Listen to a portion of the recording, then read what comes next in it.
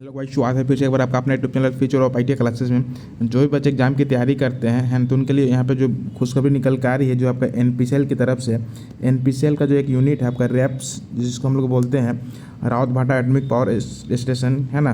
तो उसके तरफ से जो यहाँ पे न्यू रिक्रूटमेंट निकल के आ रही है। ऐसा अंदाज़ा भी लगाया जा रहा था कि इसमें जो है कुछ वैकेंसी आने वाली, लेकिन फिलहाल जो है अभी डिपार्टमेंट की तरफ से एक एडवर्टाइजमेंट जारी कर दिया गया है। तो इस एडवर्टाइजमेंट में हम लोग जानेंगे कि फिटर वाले की सीटों की संख्या कितनी है, प्लांट ऑपरेटर की सीटों की संख्या कितना है, इलेक्ट्रीशियन जितने भी ट्रेड हैं लगभग कुछ ट्रेडों के यहाँ पे सीट निकाली गई है। टोटल जो आप देख सकते हैं यहाँ पे जो है आपका 267 यहाँ पे पोस्ट निकाली गई है ना। जैसे कि आपको बता दें कि यहाँ पे जो अभी रेप्स में टोटल 8 यूनिट है ना, जिसमें अभी 7-8 जिसमें जो है अभी 7 और 8 जो है आपका कंस्ट्रक्शन एंड कमीशनिंग होने वाला है, जिसमें जो अभी एक फ़िलहाल में पेपर में भी दिया था।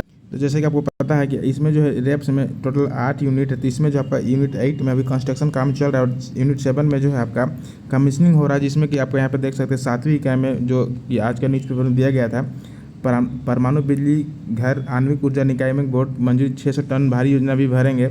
7वीं इकाई में पहली बार यूरेनियम फ्यूल बंडल भरने का काम शुरू हो चुका है। तो इसे अंदाज़ा भी लग रहा था कि जो है रैप्स की तरफ से जो कुछ वैकेंसी आने वाली, तो वही डिपार्टमेंट की तरफ से भी अभी एडवर्टाइजमेंट जारी कर दिया गया है। तो इस एडवर्टाइजमेंट में हम लोग जानेंगे कि फिटर की सीटों की संख्या कितनी है। इस वैकेंसी में हम लोग जानेंगे इसमें जो टोटल फिटर की संख्या कितनी है, टर्नर कितनी है, इलेक्ट्रीशियन कितने सीटों की संख्या है, प्लांट ऑपरेटर की सीटों की संख्या कितनी है, इस फॉर्म को कब से फिलअप करना है, इसके लिए क्या क्या कंडीशन है, सारा डिटेल्स हम लोग इस वीडियो में डिस्कस करने का प्रयास करेंगे। अगर इसी तरह अगर आप जो है फास्ट अपडेट पाना चाहते हैं तो आप जो है हमारे यूट्यूब चैनल को सब्सक्राइब कर सकते हैं और इस वीडियो को ज़्यादा से ज़्यादा शेयर कर दीजिए, क्योंकि जो भी बच्चे जो भी आपके फ्रेंड सर्कल में एग्जाम की तैयारी करते हैं उनको जो ज़रूर इस वीडियो को शेयर कर दीजिए। फिलहाल हम लोग जानेंगे कि इसमें क्या क्या कंडीशन है। जैसे कि आप देख सकते हैं इसमें जो है मेडिकल स्टैंडर्ड यहाँ पे दिया गया है। उसके बाद जब नीचे स्क्रॉल करोगे तो यहाँ पे देख सकते हैं डिसिप्लिन वाइज डिस्ट्रीब्यूशन किया गया है ना। डिसिप्लिन जो भी ट्रेड वाले हैं यहाँ पे जो करंट वैकेंसी जो बैकलॉग की वैकेंसी वहाँ पे भी इसको ऐड किया गया है। अगर हम लोग वही बात करें टोटल अगर इलेक्ट्रीशियन में तो टोटल 26 सीटों की संख्या है। एससी के लिए जो 4 है, एसटी के लिए 3 है, ओबीसी जो नॉन क्रीमी लेयर है उनके लिए 5 है, ईडब्ल्यूएस के लिए 3 है ना, फिजिकल हैंडीकैप के लिए जो है 1 है और जनरल बच्चों के लिए जो है टोटल यहाँ पे 11 सीटों की संख्या है। वही अगर हम लोग बात करें बैकलॉग में तो बैकलॉग के भी जो है 2 सीटों की यहाँ पे निकाली गई है।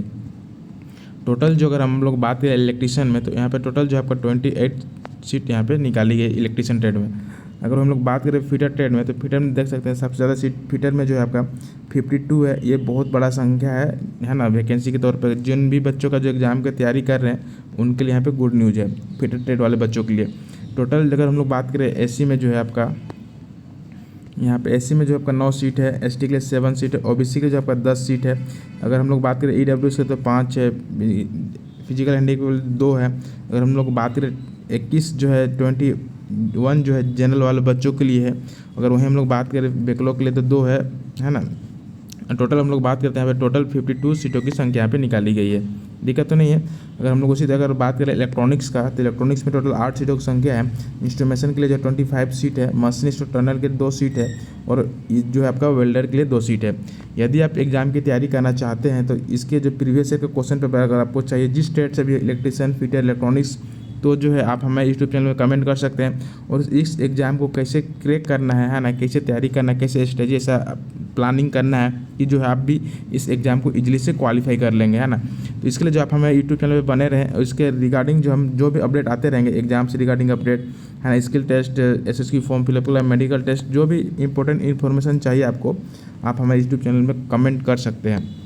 अगर हम लोग ये जो आपका मेडिकल स्टैंडर्ड है ना, जब नीचे स्क्रॉल करोगे इसके लिए कंडीशन दिया गया क्या क्या कंडीशन है क्या क्या नहीं है ना। इसके लिए जो है उसके बाद नीचे जब इसको स्क्रॉल करोगे तो यहाँ पे जो है आपका जो अगर प्लांट ऑपरेटर वाले हैं है ना उनका जो है यहाँ पे क्लियर मेंशन किया हुआ है आईसी होना चाहिए, भौतिक विज्ञान, रसायन विज्ञान, गणित विज्ञान के साथ सामूहिक रूप से कम जो आपका 50% जो होना चाहिए, है ना। उसी तरह हम लोग बात करें अगर जो भी बच्चे आईटीआई है, बहुत से लड़कों के कमेंट में ये आता है कि सर अगर हम एनसीबीटी से किए तो हम क्या फॉर्म भर पाएंगे कि नहीं भर पाएंगे, पर केवल जो एनसीबीटी वाले बच्चे इस फॉर्म को भरेंगे क्या। अगर आप एससीबीटी से अगर किए हैं तो प्लीज़ कमेंट बॉक्स में कमेंट कर सकते हैं। और उसके बाद सबसे ज़्यादा कमेंट में ये आता है कि सर हमने आईटीआई भी कर रखा है और डिप्लोमा भी कर रखा है, तो क्या हम 2 फॉर्म भर पाएंगे कि नहीं भर पाएंगे। या फिर अगर आप साइंस किए हैं, साइंस करने के बाद जो आप आईटीआई भी किए हैं तो क्या आप आईटीआई में भी फॉर्म को फिलअप कर पाएंगे या फिर साइंस के जो प्लांट ऑपरेटर होते हैं उसमें भी फॉर्म भर पाएंगे। अगर इस टाइप से अगर आपके पास कंडीशन है तो प्लीज़ कमेंट बॉक्स में कमेंट कर सकते हैं। इसके लिए जो हम स्पेशल वीडियो प्रोवाइड करेंगे और इससे पहले भी हमने एक वीडियो प्रोवाइड किया कि क्या आप 2 फॉर्म भर सकते हैं कि नहीं सकते हैं। इसके लिए जो यहाँ पे देख सकते हैं जिन बच्चों का जो 50% से ज़्यादा है वही इस फॉर्म को फिलअप कर पाएंगे।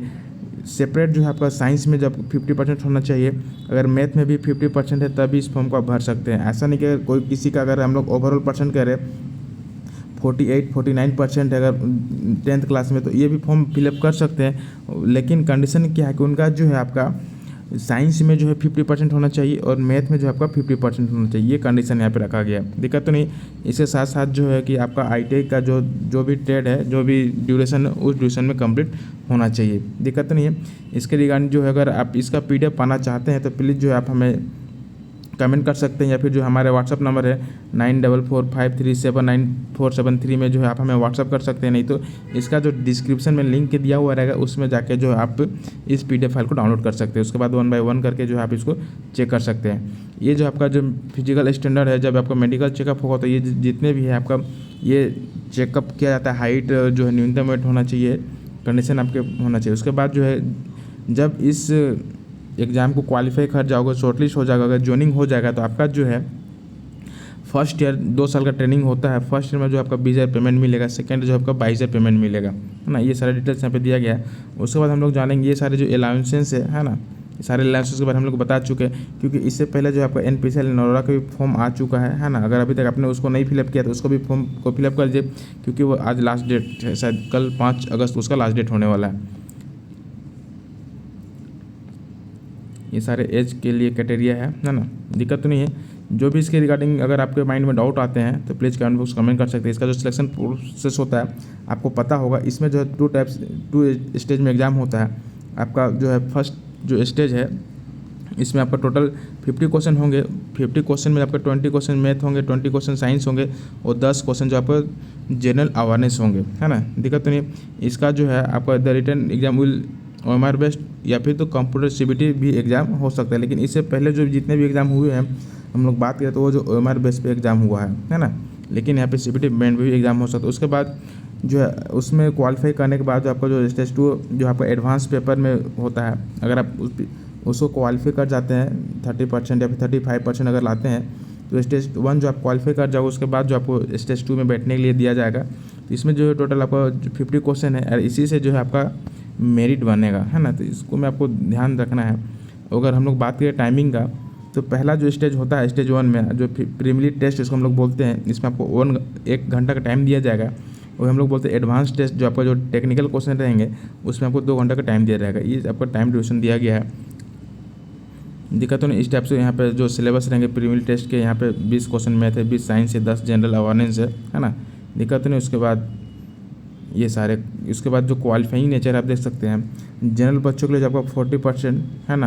अगर हम लोग वही बात करें SC ST OBC के लिए जो है वो 30% आपको जो है प्रीलिमिनरी 1 में जो है आपको PT टेस्ट जिसको हम लोग बोलते हैं उसमें आपको लाओगे तभी जाके जो आप स्टेज 2 के लिए क्वालिफाई करोगे। तो यहाँ पे स्टैंडर्ड ये दिया गया है, इस स्टैंडर्ड में जो है आपको क्वालिफाई करना है। दिक्कत तो नहीं है। चलिए, अगर आपके माइंड में डाउट आ रहे हो कि सर स्टेज 2 में है ना किस टाइप से क्वेश्चन पूछा जाते हैं फिटनेस रिगार्डिंग, अगर हम लोग बात करें प्रीलिमिनरी टेस्ट में जो PT है तो उसमें साइंस के कैसे क्वेश्चन रहेंगे, मैथ के कैसे क्वेश्चन रहेंगे, तो अगर इस टाइप का अगर आपके माइंड में डाउट आते हैं तो प्लीज़ कमेंट बॉक्स में कमेंट कर सकते हैं।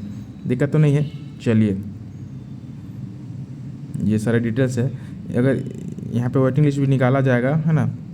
ये सारे डॉक्यूमेंट वेरिफिकेशन होते हैं। अगर इसके रिगार्डिंग कुछ भी आपके माइंड में डाउट आ रहा है तो प्लीज़ कमेंट बॉक्स कमेंट कर सकते हैं। उसके बाद हम लोग देखते हैं कि जो है इस फॉर्म को जो है इस फॉर्म को फिलअप करने में आपको जो है 100 रुपये भी यहाँ पे पेमेंट एप्लीकेशन फ़ी देना पड़ेगा, है ना। उसके बाद इस फॉर्म को जो आप फिलअप कर सकते हैं कब से कब तक वो हम आपको बताने वाले हैं।